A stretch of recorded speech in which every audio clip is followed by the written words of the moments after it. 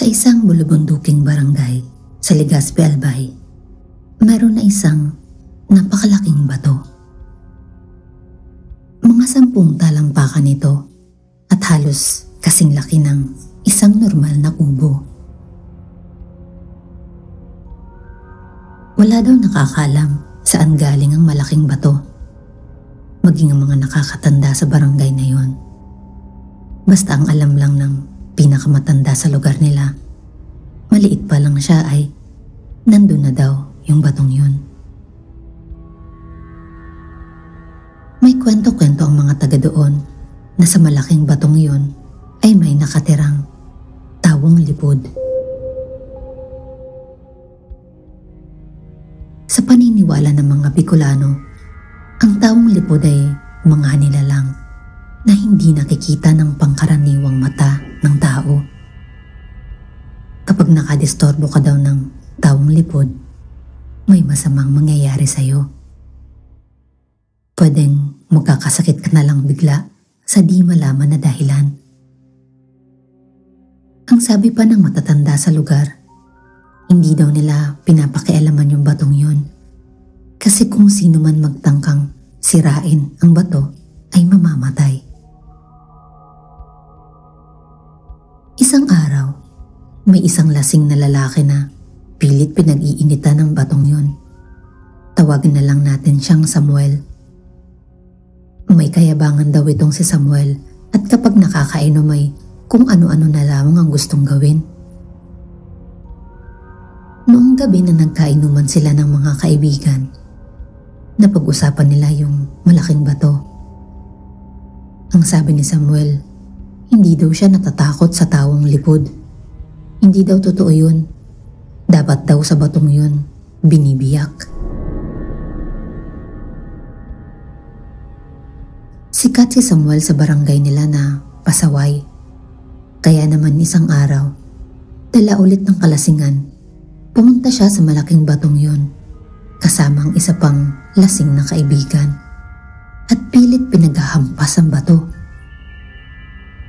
Inaawat siya ng kaibigan, pero nagpupumilit pa rin ito. Makalipas ng ilang araw, napansin na lang ng mga tao na tila wala sa sarili si Samuel. Malimit itong maglakad na pagewang-gewang sa kalsada na tila ba nakatulala sa kawalan. May mga pagkakataon na hindi na din siya makausap ng matino. Ilang araw siyang ganon, hanggang sa bigla na lang siyang hindi makita ng mga tao. Dumating sa punto na mag-iisang buwan na nung huli siyang makita. Pinapahanap na din siya noon sa mga pulis, pero hindi talaga siya matuntun. Isang gabi noon, bigla na lang nakarinig ang mga tao ng malakas na dagundong. Nagsilabasan ng mga tao sa pag-aakalang baka may lindol o baka sumabog na naman ang bulkang Mayon. Pagdalabas nila, wala naman silang mapansin na kakaiba sa paligid. Hanggang sa may marinig na lang silang sigaw ng 2 lalaki na sinasabi na nakita nila si Samuel. Nakadapa ito sa itaas ng misteryosong malaking bato. Pinuntahan siya ng mga tao at tulong-tulong nilang ibinaba si Samuel mula sa itaas ng batong yun. Sa kasamaang palad, hindi na gumaling si Samuel. Naniniwala ang mga tao na pinarusahan siya ng tawong lipod na nakatira sa malaking bato.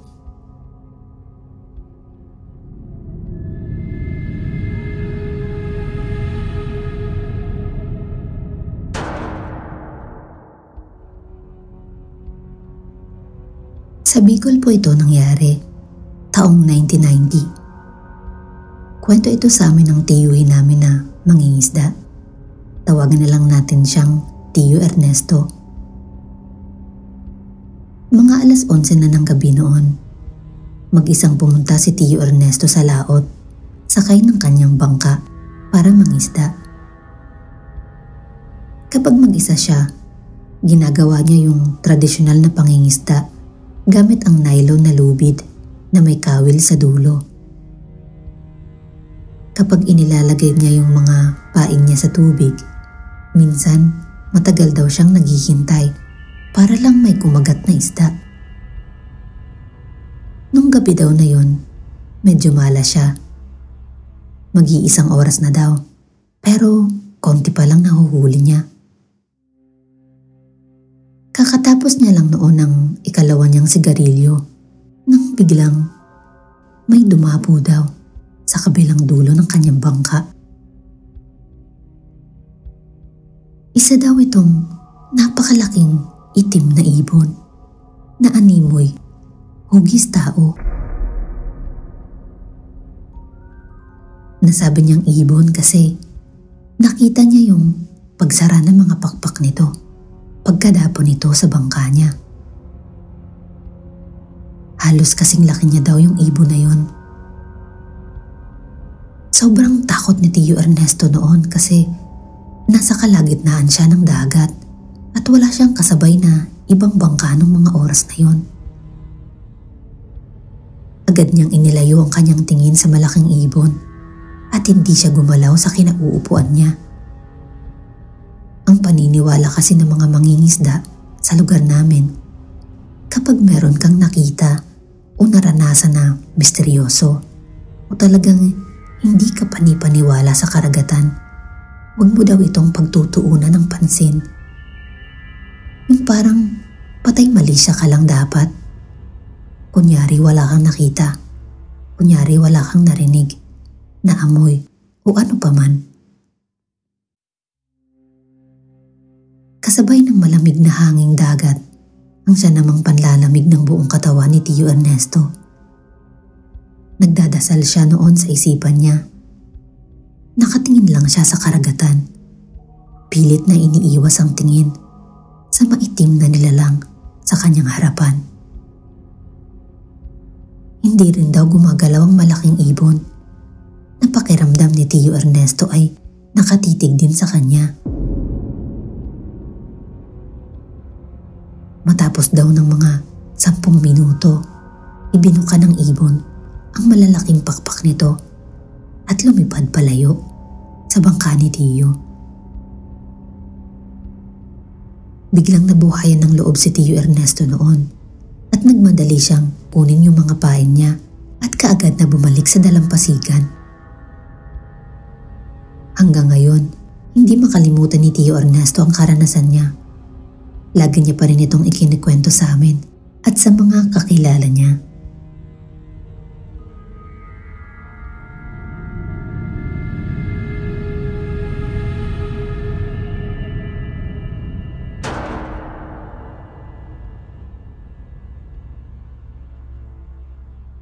Kwento ito ng kaibigan ko na paminsan-minsan ay sumasamang mangisda sa dagat.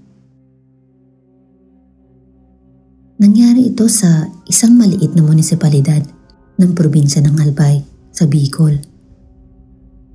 Doon, merong isang isla na pinaniniwalaang may mga nakatirang engkanto. Yung isla na ito ay merong maliit na talon na dumadaloy galing sa mataas na parte ng isla papunta sa dagat. Sa gilid naman ay merong napakalaking puno ng balete. Nakitang-kita mo kahit malayo. Yung tubig sa paligid ng isla na ito ay matabang. Hindi siya tubig alat. Minsan daw, kumukuha pa ang mga mangingisda ng tubig inumin dito. Pero dapat magpapaalam sila at magkasabi lang ng makikihingi po ng tubig. Dapat din wala silang anumang papansinin sa lugar na yon para maiwasan ang disgrasya o malas. Madalas daw madaanan ng bangka ng kaibigan ko ang isla na yon. Ang sabi niya, talaga daw na kakaiba ang aura ng lugar na yon. Minsan daw, pag dumadaan sila, Parang may sumisitsit daw sa kanila. Hindi lang daw nila nililingon kasi nga, sabi ng matatanda, huwag basta-basta papansin ng mga kakaibang bagay sa karagatan. Minsan naman, may parang alulong silang naririnig. May kwento din yung kaibigan niya tungkol sa isla na yun. Tawagin na lang natin siyang Lito. Isang gabi noon, nangingisda si Lito malapit sa misteryosong isla. Nang makarinig daw sila ng malakas na huni ng ibon na parang tinatawag ang pangalan niya. Lito, Lito, paulit-ulit daw yun. At malinaw sa pandinig nila ng mga kasamahan niya na pangalan niya nga yun. Pero tunog pa rin ang huni ng ibon. Nagkataon na parang wala sa katinoan tong si Lito nung mga panahon na yun. May pinagdadaanan daw siguro. Kaya naman napikon ito sa ibon at galit na sumigaw na tumigil na to sa pagkaraw sa kanila. Ibig sabihin, pangungutya o pang-iinis sa kanila. Sabi pa ni Lito, wag na wag daw siyang hahamunin kasi hindi niya daw ito uurungan. Nagulat na lang daw si Lito at ng mga kasamahan nito nang maya-maya ay nakita nila na naputo lahat ng pain na inilagay ni Lito sa tubig. Pero yung pain ng mga kasamahan nito ay maayos naman. Kaya naman nung gabing yun, tanging si Lito lang ang walang nahuling isda, kahit isa. May nabalitaan din kami na isang mangingisda ang namatay malapit sa isla na yun. Itong mangingisda ay madalas na gumagamit ng dinamita. Isang paraan ng pangingisda kung saan naghahagis ng pasabog sa dagat para makahuli ng mas madaming isda. Mahigpit na pinagbabawal ang paggamit ng dinamita. Pero lagi naman daw nakakalasot sa otoridad itong mangingisda. Nung araw ng aksidente, ang sabi ng mga kasamahan nito, kakaiba daw ang nangyari doon sa mangingisda na yun. Dahil sa madalas daw itong gumamit ng dinamita, ay talagang maingat ito sa paggamit nito. Ngunit sa pagkakataon na yun, ay hindi niya naibato kaagad ang dinamitang hawak niya. Dahilan kaya sumabog ito sa kamay niya. Ang pinagtataka daw ng mga kasama nito ay bago siya masabugan ng dinamita, sumigaw daw ito ng, "Ang daming isda, ang lalaki. Tingnan niyo, sobrang lalaki ng mga to." Pero pagtingin naman ng mga kasamahan niya sa tubig, wala naman daw silang makitang mga malalaking isda. Sinigawan siya ng mga kasamahan niya na ibato na yung dinamita. Pero parang wala siyang naririnig. Hanggang sa sumabog na nga yung dinamita sa kamay niya na siya namang ikinamatay niya.